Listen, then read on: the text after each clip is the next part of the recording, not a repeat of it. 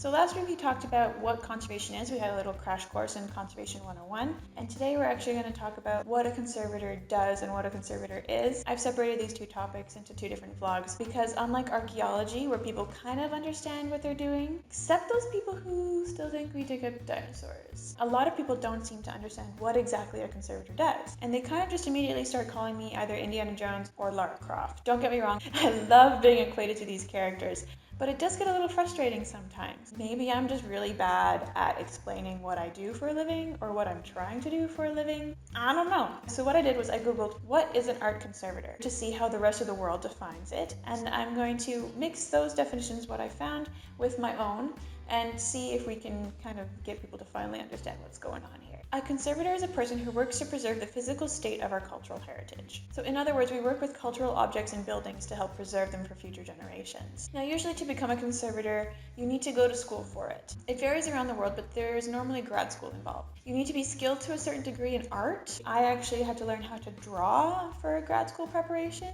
and that was really hard.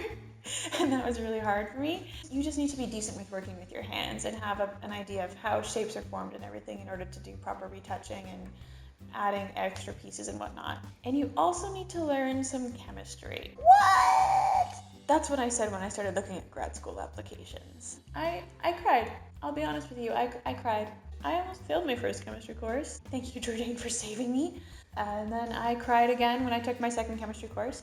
And I'm still crying because high school never ends, and even though you think you'll never need to use this subject again, it comes back to haunt your ass and kicks you where it hurts. Conservation science is huge, and a bunch of conservators are actually focusing solely on the scientific research of conservation. And it makes sense. We need to know how materials are going to react when we treat them, or how they're going to degrade over time in certain environments. We also need to see what they're going to do with cleaning agents and with other materials that are attaching it or touching it. You probably also have to take part in an internship, either before school or during school, somewhere in between there. And it's usually for a pretty long time. Conservation is one of those fields where you need to know a lot of book knowledge, you need to know a lot of theory, a lot of research, but you can't actually do anything with it unless you get the hands-on experience. And because the field is so specific, you usually have to focus on one area. So paintings, textiles, metals, stone, ceramics, and glass, the photographs, built heritage, wall paintings, wood and furniture. There's a bunch of different ones. Archaeological finds, that's a big one. And so choosing that specialization can sometimes be really hard. And you want to make sure that you're okay with dedicating your life to studying and preserving only that